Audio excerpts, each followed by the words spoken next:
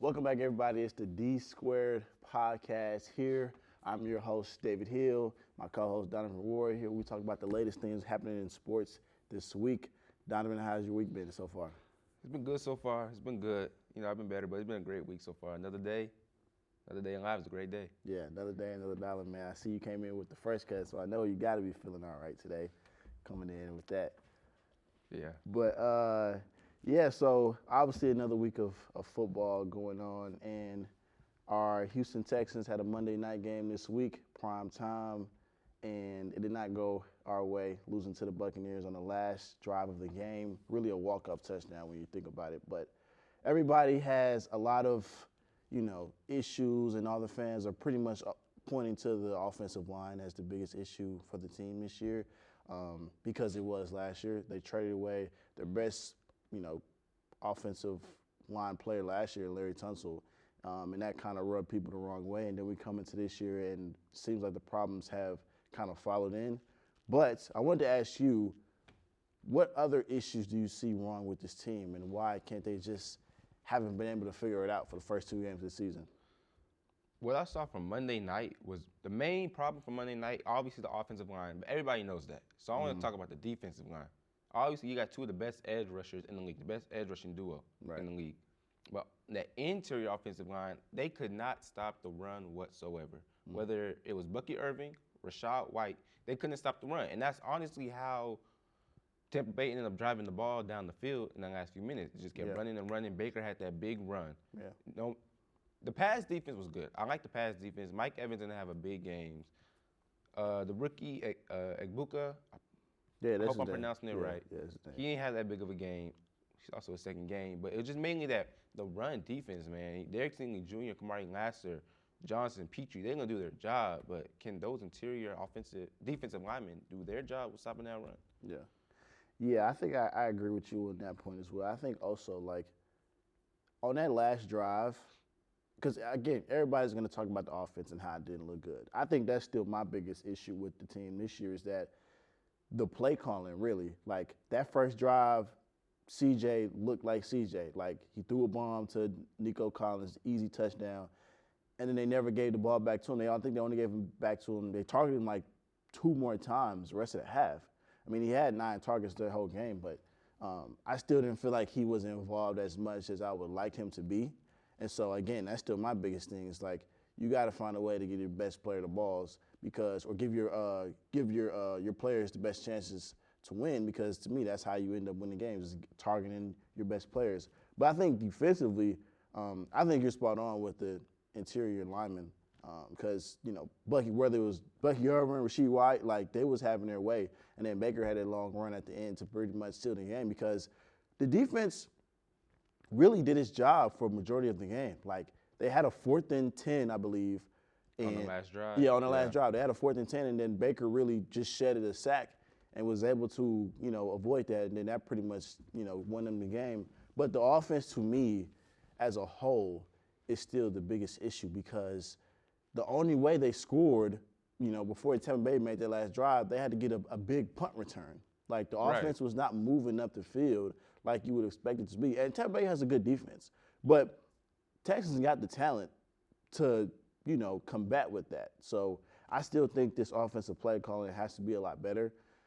Like I said earlier, obviously people are going to make a lot of the offensive line, but to me, the play calling is one of the biggest issues this year. And it sucks with the play calling, because another one of the biggest issues from last year outside of the offensive line was people complaining about slow play calling. And now you bring in a new guy, and it feels like we're kind of seeing the same issues. When Tampa had that goal line stop against Houston came out 3 times in shotgun formation, and they never ran the ball.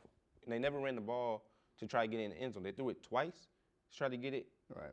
And they ended that possession with no points. I guess they felt like they could do that because of that great field position that they had. And they felt like, okay, if we don't get it, we believe in our defense to go and stop Tampa. But I think they should have went for the field goal. I mean, if they scored, we would have been sitting here saying, man, I'm glad they scored. But I think they should have went for the field goal, play a safe bet. They go for the field goal, they lost by 1 or 2 points. That field goal would have changed the whole game. They most likely would have won. Right. Yeah, and you talk about all the time about how, like, The offensive job is to keep the defense off the field as long as possible, so they can get their Right. energy and have their rest. So that way, when they're on the field, it's not like a quick turnaround. And I feel like the Texans didn't do a good job of that. It was a lot of 3-and-outs.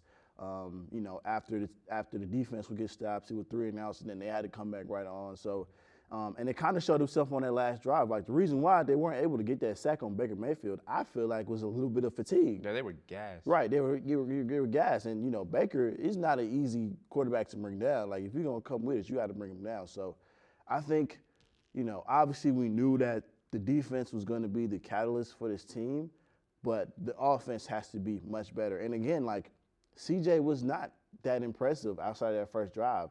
And I think I said it last time, like it's been a while since we've seen CJ really play well in one of these games. Now, I think that's a lot more of play calling than just his ability, because although I don't think he'll get back to what he was his rookie year, but I definitely think that he can be a whole lot better than what he is now. And I think a lot of that is because of the play calling. I think a lot of it is kind of handcuffing his game, not letting him throw the ball and push the ball really with his arm. And again, you saw it on the first drive with Nico Collins, and it worked out perfectly. And I feel like for the rest of the game, we never really saw that. So, do you think with Joe Mixon being out for these couple of games, does that have a little bit of a change in how the offense is being ran? I definitely think it does, because you can't really get the run game going. And it's hard to get a pass game going if you can't get that run game going. Every time they snap the ball, the defense pretty much knows, okay, they're gonna try and throw the ball. Yeah. And also, it's hard to get a run game going. They have Vita Vea, so it's gonna hard to get a run game going against Vita Vea. But Nick Chubb obviously doesn't look like the old Nick Chubb. But when Joe Mixon comes back, I think it's gonna help out a lot. But I don't see it being that big of a difference when the play calling just isn't there. Yeah. Like you can have good players, but the game of football is completely built around play calling. Mm-hmm. So the play calling is gonna have to be good. And back to the defense, it disappoints me because this defense was a defense that I was so high on coming into this season. I was telling people I think this is the top 2 defense in the league. Yeah, absolutely. Yeah. They could be one. I think their only competition is Denver. Now they've been playing good, but a good defense can hold teams to a limited amount of points. A great defense is going to hold the offense out of the red zone on the last drive, which they couldn't do. Now, obviously, they were fatigued, but a great defense is going to be able – you can't get walked down like that on the last drive of the game and be considered a great defense. And this was a defense that I was telling people it's going to be a great defense. So, they got to work – they got a lot to work on in Houston. Yeah, I agree with that. I think – like all the blame must go against the defense. Obviously, like you gave up that game in the drive, like that could have sealed the game. Like that's what you pride yourself on to close out those games. However, you played 2 of the best offenses in the league, and you only lost by a combined of 6 points. Right. So like the defense is doing its job. Like they're holding these teams under, keeping the games close. Like I said, the Rams are going to have a great offense. They just dropped 30, 40 plus on the Tennessee Titans. They only put up 14 against the Texans. And then again, only losing to the Buccaneers by 1 point. So I think the defense, again, obviously you can't just take away all the blame and say, you know what, they're good. But again, I think that last drive is more of them being fatigued than them just not getting the job done. Because I know for a fact that they'll be able to get those stops in the future. Like that won't happen much going into the rest of these games, but we'll see. Moving into this next week, it's must win. You can't start the season off 0-3, especially with the Indianapolis Colts looking like the Peyton Manning era over there with Daniel Jones. They look great. You said what? They look great. They look pretty good. Yeah, they look pretty good. I'm not gonna lie.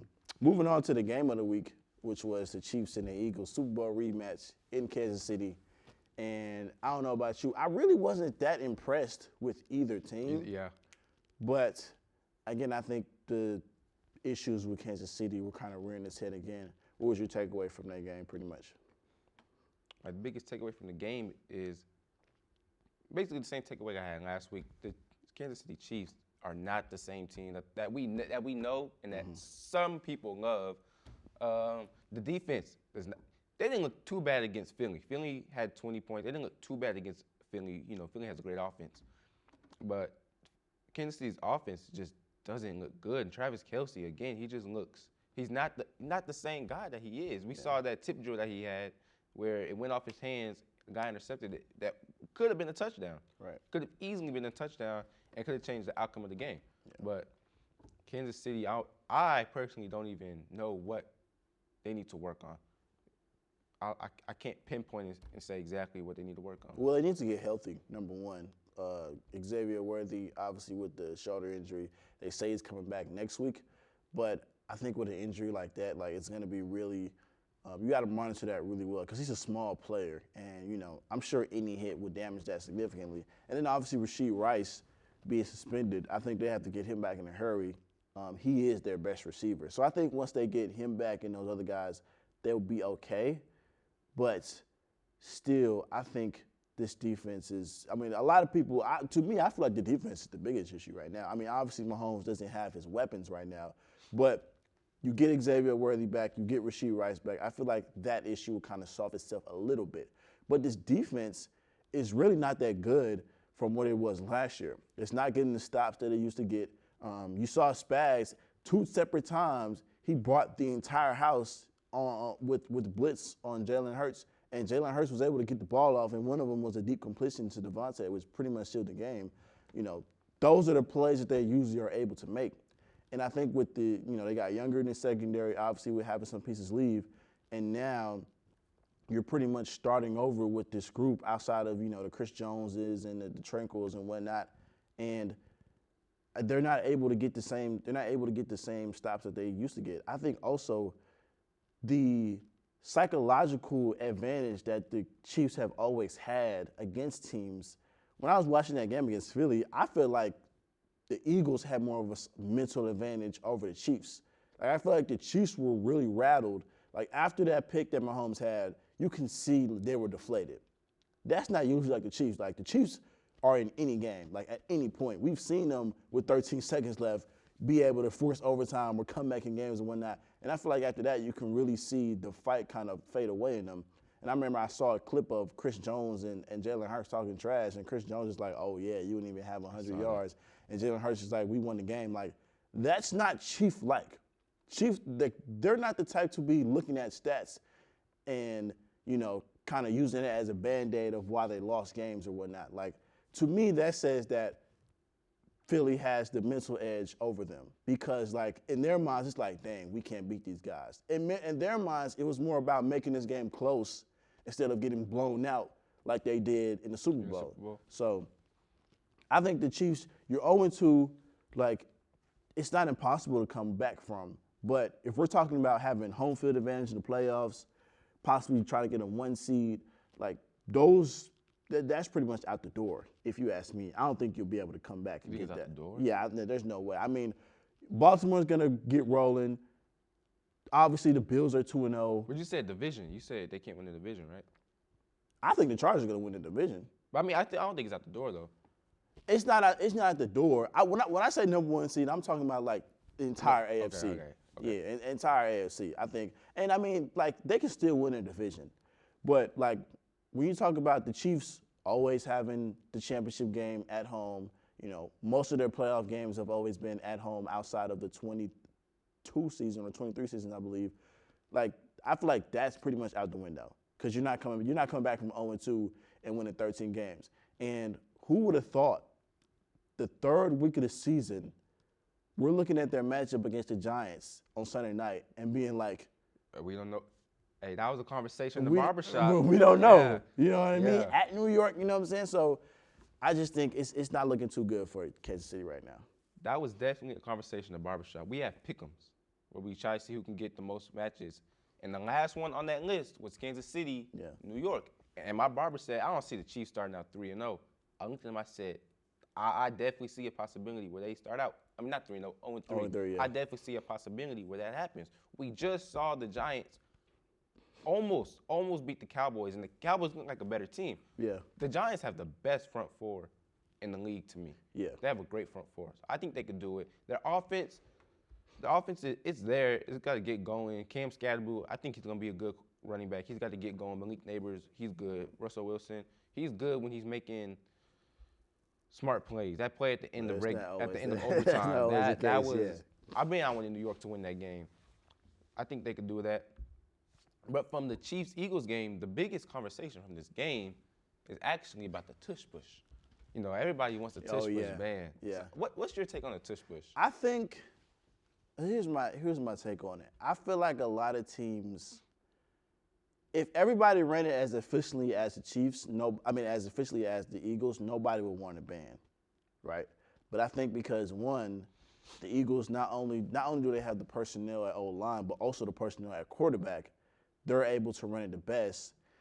I personally don't feel like, for the reasons they say it should be banned, I don't think it should be banned. What are those reasons? Well, they're saying that, it's unsafe and it's an ugly play and it's boring and all these other things. Now they're going to use the officiating part, like, oh, it's hard to officiate now. It's hard to see, like, where the ball is. I feel like those excuses are pretty lousy. Like, who cares if it's ugly to watch or if it's not entertaining to the masses? For the football team, it gets the job done. Right. So, if all the teams that voted against it, if they were able to run it as well as the Eagles were, they wouldn't vote against it. But I feel like because they can't, and the Eagles are the only team that can, and they can't stop it, they want it banned. So, honestly, me personally, I don't feel like it should be banned. I haven't seen too many guys come up limping or come up injured from the play. I'm not going to sit up here and say, like, oh, man, I look forward to the tush push. But it's like when a team stops it, it's very impressive. So I think now with the after this game, I feel like after this game, it for sure will get banned just because of the false starts that you can clearly see through the replays. And I feel like I don't think the Eagles commit a false start on every single play, but I think in this game of this magnitude and then seeing that, I think it definitely will get banned. But I don't really think it should. Like, it's football, bro. Like, you know what I mean? That was my conversation. Again, we talked about that at the barbershop. We were talking about the tush push. And my main argument was, I told my barber, I said, it's not that big of a deal, but it's just not entertaining. Like, 4th and 1, you know where they're going. Everybody in the building knows, everybody on the field knows, everybody watching at home knows. And you just can't stop it. Yeah, it's boring. You said it's football, but it's not entertaining. It's not. You're not sitting on the edge of your seat thinking, oh, man, are they going to be able to get this first down to continue the game? Like, the game's on the line here. Really? You're not on your edge of the seat like, oh, let's see if they can get this stopped, like 4th and 1 for the game? Bro, I walk and get a water out the fridge. When I come back, I know, okay, they're going to have the ball across the one line. It's not exciting. And you're right, it shouldn't be banned because of that. But it's just but neither is a QB sneak, though. Like, QB sneaks aren't entertaining to watch. They're not like, oh, my gosh, I just got to see this. You know what I mean? Right. But people still, like, you don't see the excuse for that. Again, I just feel like because the Eagles do it the best, people necessarily have a problem with it. But, I can understand the perspective of the team. It's like, we don't care about the entertainment aspect. Right. Like, we trying to get this first down and keep it pushing. And, like, even you saw this weekend or last weekend, when the Bears tried to run it, they tried to run a QB sneak like twice on a 3rd and 4th down and 1 and couldn't get it. And so, like, the Eagles have the only personnel to where it can actually work.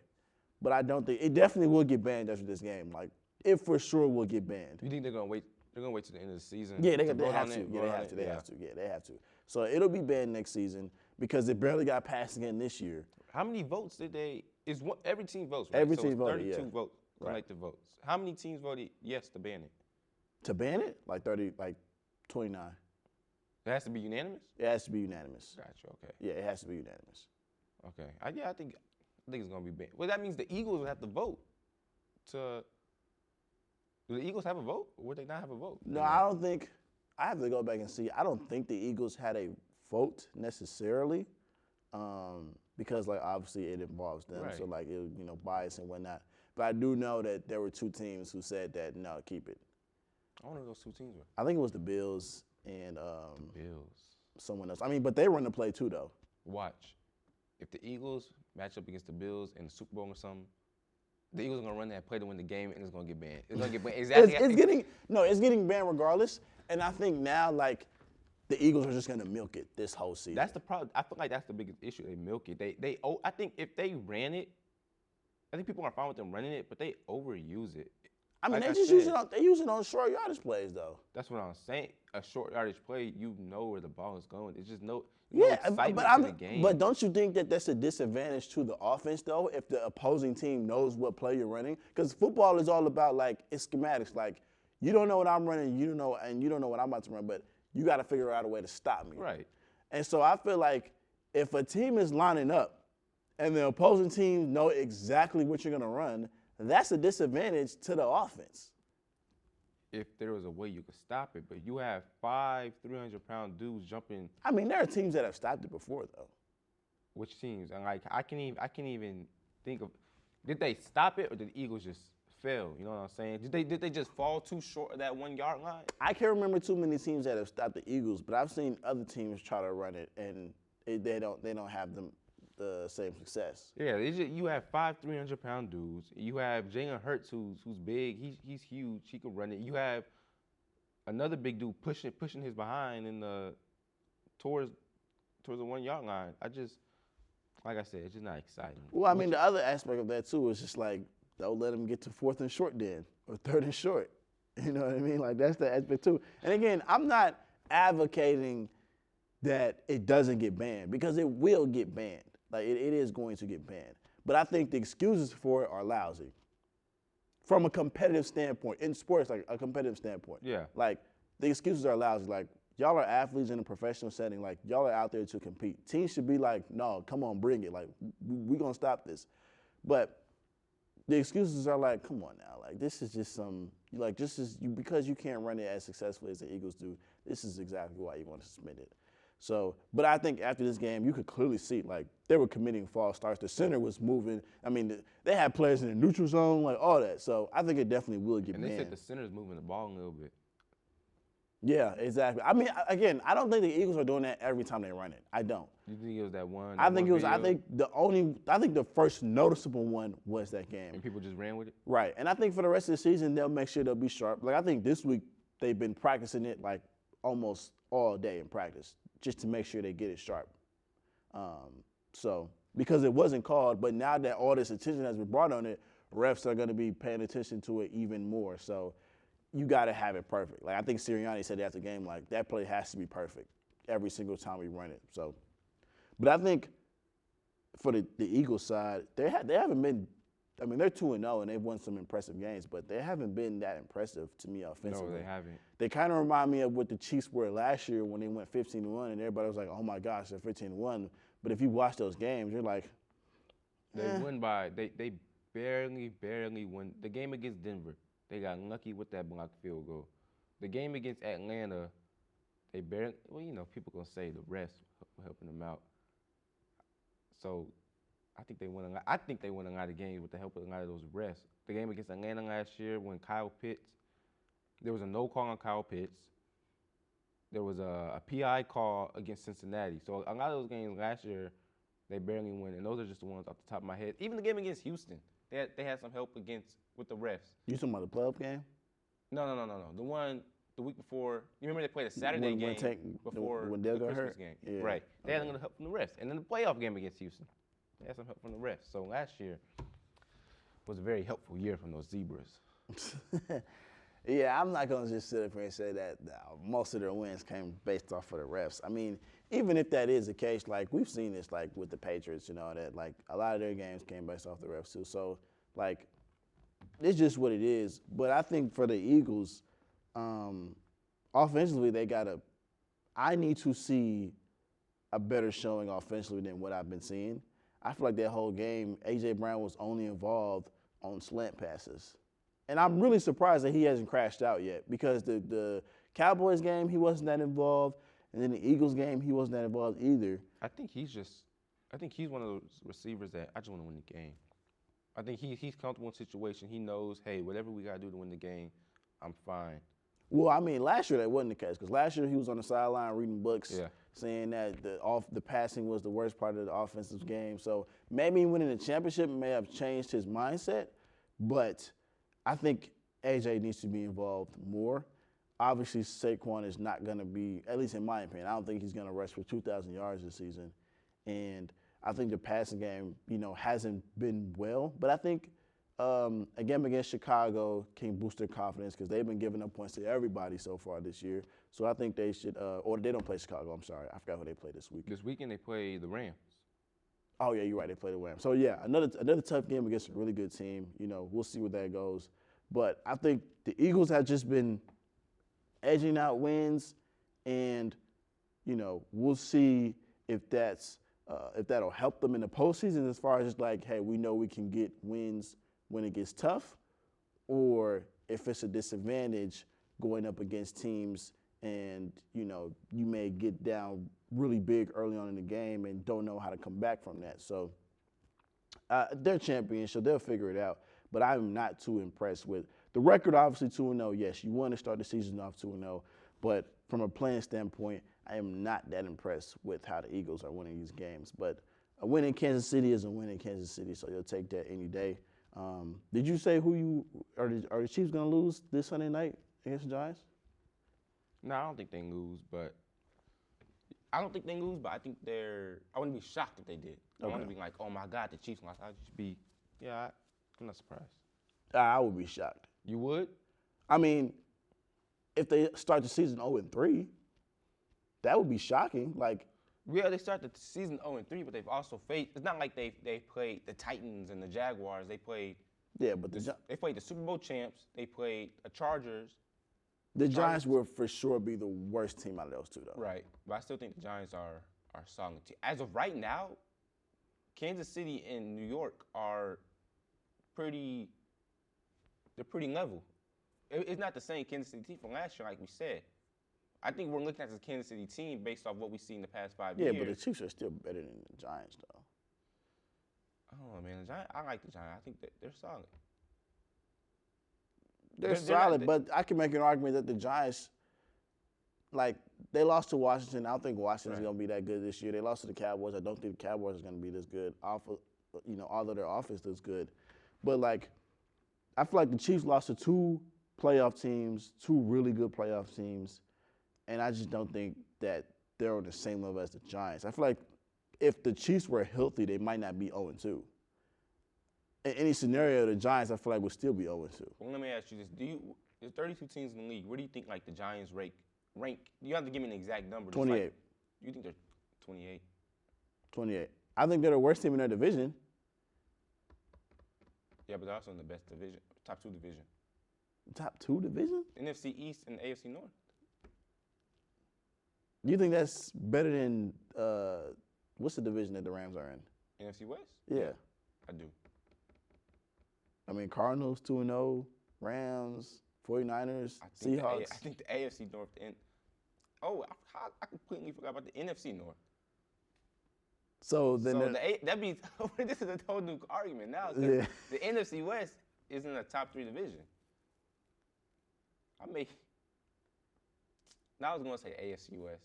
NFC West better than AFC West. But NFC West not a top three division. Well, my point is I think the Giants are a bottom 5 NFL team. I think they're middle of the pack. I think they're more so middle of the pack. I think they're more so somewhere between 17 to 23. Are they better than Chicago? Yes. Yeah, they're better than Chicago. I don't think they're not better than Chicago. Chicago just had 52 points dropped on them. Yeah, and so the Giants just had a 40-piece dropped on them too. But they also went out and scored almost the same amount. They scored, 37? Yeah, but what's more of an anomaly? The Chicago giving up 52 points to Detroit when they only gave up 20-something to the Vikings, or the Giants putting up 40-plus points? Okay, before I answer that, let me ask you this. What's the best team in the league right now? The best team in the NFL right now? Right. You got to say the Eagles. Okay, second best team. Second best team, the Bills. Okay, how many points did the Ravens drop on the Bills? It was how many a lot. points did the Bills drop on the Ravens? Those are like both top two teams. They're top 5 Yes, teams. but that would be different if the next game they played the Jets and they gave up 30-something. They played the Jets and gave up, 9 points? And I don't think the Bills' defense is going to be that good this year either.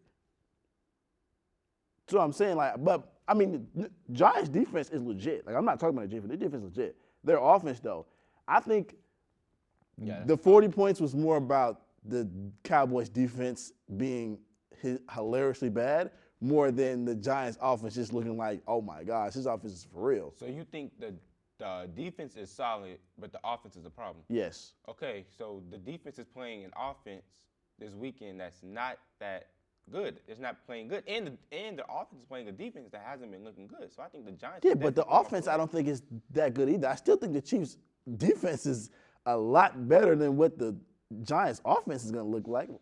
I think we're gonna have to find out and see. I think it's gonna be a solid matchup, and like I said, I think the Giants can really pull out. I think the Giants are gonna shock the world this weekend. I don't think When America's watching, the Giants are the gonna Giants shock haven't shocked the world since Odell Beckham made a one-handed catch on Sunday night. So they're due for a shot. It's been 11 years. They're due for a shot. I don't know. We'll see. I don't have faith, but we can find out for sure. We'll move on to Joe Burrow. Pretty much done for the season. Turf toe injury. That sucks. Were you the only one who kind of noticed like they didn't bring him a cart to get off the field? Like, I don't know how you let your friend. I mean, maybe they weren't thinking of something that's serious. I don't know, cause I just don't understand how you let your franchise QB walk off the field with a season-ending injury. How do you not have a cart for him? yeah, I think it was like the only excuse I would say that's like valid for that is if Joe Burrow said, I don't want the cart. Yeah. Because he didn't want to like signal to the team like, oh, he's done, even though eventually he was. But this is a devastating blow to the Bengals. But honestly, in my opinion, they had it coming. I mean, I'll let you go first on this. Like, what are your expectations for the Bengals now without Burrow? Their expectations with Burrow were barely playoffs. Right. They were looked at. They can make the playoffs, but they got to play great. Without Burrow, what are they? They're 2-0.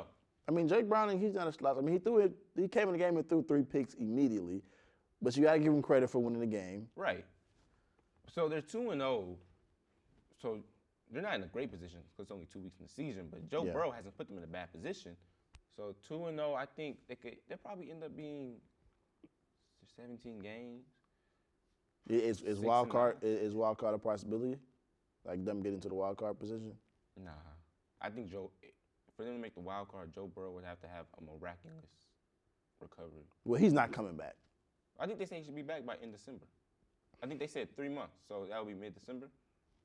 The season will be over by December, so it won't make no point in bringing him back. And it's really a letdown because this is your franchise QB. He had one of the best college seasons in NFL history. And this is his 6th season, and you failed to protect this guy for 6 seasons. He played this sixth season. He's been out 3 of these with major injuries. First season, ACL. 2023, it was a wrist. Yeah. And now it's a turf toe. So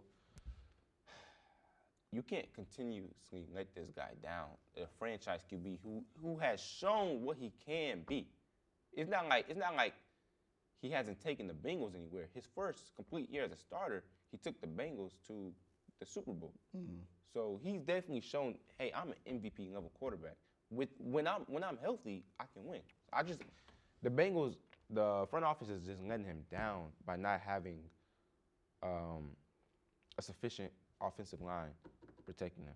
Yeah, I feel like the Texans and the Bengals mirror each other a little bit in this situation as far as just like, to me, it doesn't seem like they really don't care about fixing their O-linemen because of how great their quarterbacks are. It's like, oh, they're gonna figure it out. Like, we'll be okay. When the reality is you won't. And the Bengals season is over. Like, I know Jake Browning, he's a solid quarterback, solid backup. I think the year that Joe Burrow had the wrist injury, he came in and went 4-3. But I think their season is over. And the reason why I think their season is over is because I think the team morale is like super down low, like completely down low. At least with the wrist injury, back in 23, there was at least some hope at the time that he would come back. But I think turf toe you're done for the season. And I want the people to understand, like, for a quarterback to have a turf toe is extremely rare. Turf toe is like usually for players that it's a skill position injury, like a wide receiver or a running back, somebody that's getting tackled on dang near every play of the game. And the fact that Joe Burrow has the injury is more telling of his situation to me. I'm about to say because He's on the ground a lot. Yeah, he's on the ground a lot. And so, again, the Bengals, who are reluctant to spend money, who barely want to play their best players, don't ever want to spend money on the offensive line and protection for their team. Like, the offensive line is not you can't get better at O-line during the season.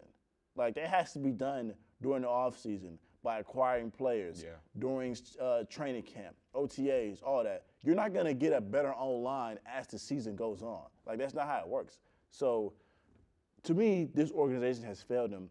And I look at this situation a lot like Andrew Luck in Indianapolis. Like, Andrew Luck was a superstar. Like, I feel like Andrew Luck, if he played at least 5 more years, was going to be a for sure first ballot Hall of Famer, a for sure MVP. Probably could have won the Super Bowl because the Colts had some talented teams. But he got banged up a lot, and he was getting hit a lot. And at some point, he was just like, bro, I'm not finna risk my life out here for y'all. And he had to walk away from the game. So I'm not saying Joe Burrow is going to retire, but when I think of this situation, Andrew Luck and the Colts immediately pops up in my head because this dude is just getting beat up. And all these injuries, like a wrist injury, that's extremely rare for a quarterback. Turf toe, like I can't remember the last time I heard of a quarterback getting turf toe. So, I mean, this is just a devastating blow to the organization. And I think that, yes, although Jake Browning may come in, and they signed some other quarterbacks too. Desmond Ridder was one of those quarterbacks, by the way, which is like, to me, he's like the worst quarterback in the league outside of like Kenny Pickett or somebody. But like the team morale is just all the way down. Like, I don't think they're going to be able to come back from this. I like what you said about how him having a turf toe is telling for his career. Right. I don't think I've ever seen Joe Burrow with a clean jersey after 4 quarters. Yeah. So, and I think his situation also scares certain players, Stroud, because Stroud has that bad line. So I think a lot of times when he drops back, he's nervous. I think he's scared to end up like Burrow or Luck. Right. And I think, credit, like Joe Burrow did take the Bengals to the Super Bowl, and they allowed the most sacks like throughout that whole run. Right. That shows how good he is. Yeah, but that's not sustainable though. Which is my point. Like, that's not sustainable. You can't depend on your quarterback to do that every single year. Year out. And it's because like as his career goes on, like his body is just going to be so beat up. He's going to be 30, but his body is like 10 years older than that. Now he's about to go into his 3rd surgery in what, 7 years? 6, 7 years? Like, that's not that's not sustainable. So go ahead. I feel like you're about to say something. I want to say, just what really sucks about it is that they've had so much time to build an offensive line. Like, before they even got Jamar Chase, they were looked at. People knew that they needed a good offensive lineman because there were debates whether or not they should draft Chase or Sewell. Right. Now, I think Chase was a good draft pick, but they've had 4 years to build a good offensive line. Granted, it's hard to get good. The Bengals have been winning. It's hard to get a good draft pick, when you're winning in the NFL. But even through signing, trading, I feel like they've had more than enough time. Well, yeah, they're handcuffed now. What they should have done was, after they made their Super Bowl run, Burrow, Chase, and Higgins were all still on their rookie deals. What they should have done was to spend a lot of investment and a lot of money into the O-linemen while their best players still had rookie contracts, which is what, again, most smart franchises do. While your quarterback is on a rookie contract and you know he's legit, you go and you spend money on, wide receivers, running backs, or whatever you feel like will help the team while you still have a quarterback on a cheap deal. And they didn't do that. Yet they prolonged the contract talks and the contract extensions with those players. So, the Bengals, they're a mess. Like, hot mess. Yeah, they're a mess. They don't, and this is not the only situation. Like, Carson Palmer forced retirement because they didn't want to pay him and all this other stuff. So I think, again, the team morale is just down. They're not going to be able to come back from this. Like, Joe Burrow is not coming back this season. You're going to bring him back from what? By the time of December, you're probably going to be 6 games out of 500. Like, there's no purpose of Joe Burrow coming back this year. Just pack it up and wait till next year. So only if Jake Browning has just a miraculous season. He has to have a miraculous season for there to be hope. Yeah, I mean, around. if they're like reasonably in the hunt, and I'm not talking about like fourth, fifth, in the hunt. Like if they're like second or third in the hunt, maybe I would consider it. But like that division is tough. I think the Steelers are going to be decent now that Burrow's out. Like I think they're pretty. Like I would have them ahead of the Bengals now. You had the Bengals above the Steelers even when Burrow was healthy? When Burrow was healthy, yes. I thought the Bengals would be better than the Steelers this year. Based off last season or just? Well, I thought that they would for sure have the offense. And, like, my thinking was, like, the defense can't be as bad as it was last year because that was just – The Bengals defense? Yeah, I didn't think it was – when you that bad, the only way is up was my thinking. Like, and they eventually brought back Hendrickson and they brought back, the rookie from A&M. And, I mean, they didn't look bad outside of that Cleveland game versus the Jacksonville Jaguars, and then obviously, he goes down. But, I mean, I thought they would have 3 playoff teams, though, in that I knew they would definitely have 3 playoff teams. Yeah. It was just, you knew it was going to be Baltimore. Right. You knew it was going to be the Bengals, and then actually, I think I had Pittsburgh. I mean, that was my third team. Yeah. I think everybody knew it was going to be those three teams would make the playoff. Right. But now, I mean, I think that's done now. So I think because the Browns aren't going to. No, the Browns not. I mean, the Browns probably won't have more than 3 wins this season. So, yeah, they're pretty much done though. But I mean, and again, everybody loves this top 4, or everybody thinks that the NFL we're in the era where it's the top 4 quarterbacks, the big 4, or big 3, excuse me. Big 4. Yeah, Mahomes, Allen, and Jackson and Burrow. All AFC guys too, which is crazy. Yeah, exactly. There's just tells you the quarterback talent in the AFC. But again, I never put Burrow in that category with those other guys. No, I never put Burrow in that category. Not? Well, I mean, those guys have never missed the playoffs 2 years in a row in their prime. But they've also had competent front offices. Really? Yeah. Buffalo was not a competent, not before Allen got there. Yeah, not before Allen, but since 2019, they've been a pretty. I feel like that's because of Allen, though. Maybe, but I mean, he's had a good team around him. Joe Burrow hasn't really had a good team around him. Well, I mean, Allen, they traded away Diggs and didn't have a great wide receiver core at all, and then Allen won the MVP and they went to the AFC Championship game. Same thing with Lamar. Like Lamar, before Zay Flowers, and I don't even think Zay Flowers is legitimate number 1, but Lamar's never had a Diggs. He's never had a Tyreek Hill. He's never had a Jamar Chase. But he still has Derrick Henry, and he's always had a. He has that now, but that wasn't the case. But he still always had a good. Even before Derrick Henry got there, he still had a good defense around him. Yeah, he had a good defense. And again, I think he doesn't have a good defense now, but I think now he's just now getting those pieces that he needs. Burrow had arguably the best receiver in football. T. Higgins, who could be a number 1 receiver on pretty much any other team in the league. So you have all this talent and you miss the playoffs 2 straight years in a row. Well, I mean, I look at it like, damn, what was I finna say? I look at it as Joe Burrow has gotten the furthest with the worst team. I mean, he hasn't gotten further than the Chiefs because, they won the Super Bowl. The Cincinnati Bengals not the worst team, though. Not when they went to the Super Bowl. You said who? The Bengals they weren't bad when they went to the Super Bowl. They weren't bad, but when you match up, when you look, okay, Buffalo's best year, Baltimore's best year, Cincinnati's best year. Cincinnati got the furthest with the worst team. Yeah, but doesn't that say a lot, though? His best year was his second year in the league. Yeah, and it's been, downhill pretty much since. Right, that's what I'm saying. That's telling. But I don't think that's I don't think that's Burrow's fault. How is it not his fault? Offensively, he had everything needed. Run game, receivers, outside of the O-line, obviously. Yeah, but I think that's the biggest problem. Yeah, okay, and sure, that could be the biggest problem, but we've seen, he showed us he can get to the Super Bowl with the bad O-line. Right. So I'm not asking you to the Super Bowl. I'm just saying make the playoffs. I'm just saying win a division. And then even after they made it to the Super Bowl, they went to the AFC Championship and played the Chiefs. That was the last year. That was the last time they've been back. And then he missed the year because of injury. And then the next 2 years he's played. That was 23. He missed the injury in 2023.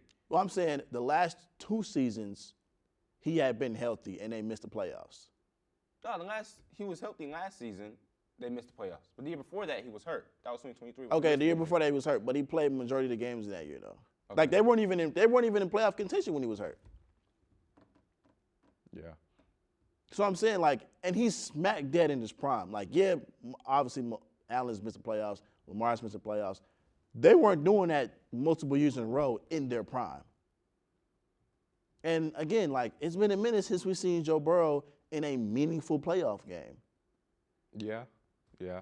And I'm not saying, and again, I'm not saying it's all his fault because obviously he's in a terrible organization and all that. I'm just saying when you talk about those other three players, those guys are in another.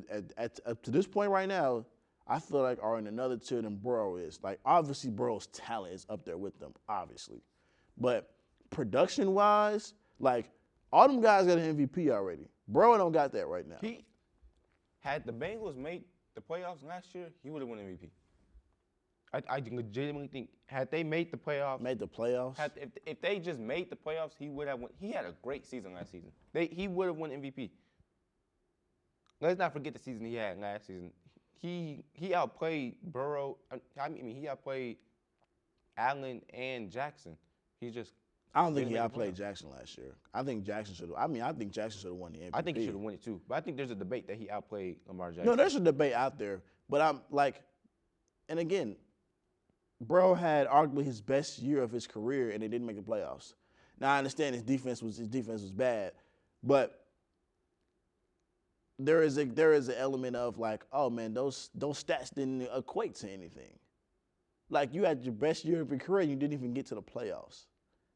That's still a stain on you. I think is that a stain on him or is that a stain on his team? Well, I think it's a stain on him because I think there's already questions on if he's really an elevator. Is he a floor raiser or is he just surrounded by mad talent? Because you talk about how, Allen's Burrow's situation is worse than the other three, but he's done more with them. I could say that Josh Allen has taken worse teams to the AFC Championship game than Burrow. Like Burrow has had he's had the best receiver duo in the NFL. He had Joe Mixon for a while. Like those other quarterbacks haven't had that, and they've still managed to be in contention every single year. So, and when those guys are out, Burrow's numbers are significantly low. So to me, I feel like those guys are floor raisers, and Burrow is not. Well, Josh Allen still had a good team when he had Stephon Diggs, Gabe Davis. I'm talking about when them guys left though, like last year, when his best receiver was Mac Hollins. I think Joe Burrow's up there with those guys.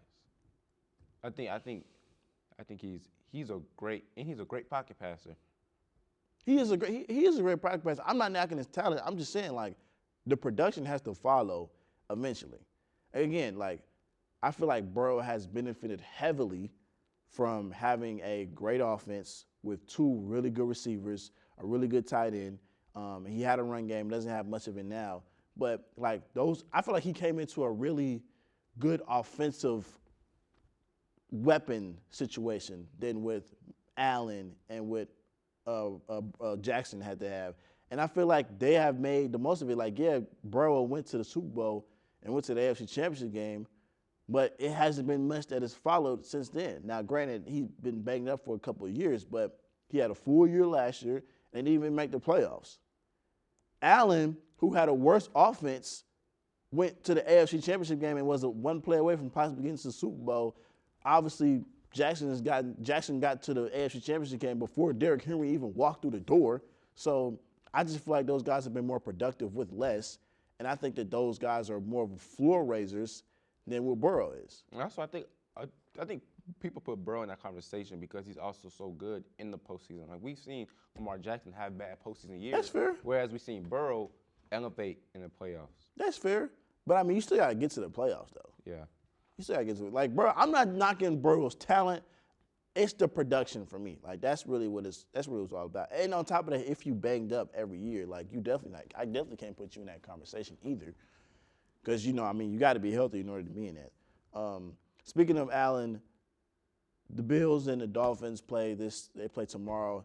Must win for the Dolphins. I mean, season is pretty much on the line. I feel like if they lose this game, like, pretty much start the groundwork for restarting your franchise. He said, I hope they lose. I don't know, bro. It's something about the Miami Dolphins. They just never fail to irritate me, bro. It's something about them, bro. Tua is just a turnover machine. Yeah. It makes bad decisions consistently. Tyreek Hill, he wants out of. He doesn't. One day he wants out. The next day he's in. He definitely doesn't want to be there. Yeah, but he said that back in January, and then by the start of the season, towards the middle of the summer, it's, I'm fine here. When he first got there, he was the fact that he hyped up Tua so much. Yeah, I think that's the. And he was saying, man, this guy's way more accurate than Mahomes, the guy that got you a ring. Come on, man, come on. No, he shouldn't have. He was out of pocket for a lot of that stuff. He shouldn't have left. He left for the money. Well, I don't think he wanted to leave. I think the Chiefs realized that they weren't going to pay him all that money, and they just winded up trading him. Like, I do think he wanted to make it work in Kansas City. It's just that the Chiefs didn't see any reason to give any receiver the super max when Mahomes can get the job done without him, which eventually he proved that he did. You're so right. I don't think the Chiefs would. I think if Rasheed Rice asked for another contract, the Chiefs wouldn't give it to him. Tyreek Hill got traded or he signed? I remember him signing. It was a sign and trade. Like, Tyreek Hill obviously signed on the extension with the Dolphins, but he was traded. But it was a sign and trade. Okay. So, yeah, I mean, that's pretty much how it went down. But Dolphins are a dumpster fire. It's time to move on from this whole era. I think you got to start over with the coach. He can't motivate nothing. He's not it. I mean, great offensive mind, but it's not going to do your team any good. Tua, you're stuck with Tua because, you paid a mid-quarterback elite type of money, so you got to stick it out with him. But I think you got to start laying out the groundwork to pretty much start this thing over. I mean, Tyreek Hill has got to be on the block. I wouldn't even be mad if they put Jalen Waddle on the block. Like, try to flip and get some draft picks and start this thing over and see if, that can work out. But, I mean, the Bills are on the road. Like, they haven't lost this division in I don't know how long, but they're definitely not going to lose it this year. So I think this is just going to be a game that's a nail in the coffin to the Dolphins season this year. I think this is going to be a very inside combative game. I don't think anybody's going to be on the edge of their seats. If they are, like I just said, the Bills never fail to irritate me. I love a good football game, and I think they'll irritate me Thursday night by not scoring, by not making it an interesting game. Yeah. So I'm pretty sure the Bills are going. I'm 100% sure the Bills are going to blow them out the water. Yeah, and I mean, like, Josh Allen didn't have to do much against the Jets to win that game. Like, yeah, he didn't. Yeah, he didn't have to do much, which honestly I appreciate. I did see that he broke his nose on one of the rest plays, which is a concern for me for him. Like, he takes a lot of hits as a runner, so I feel like he should minimize those opportunities. Run when you have to, but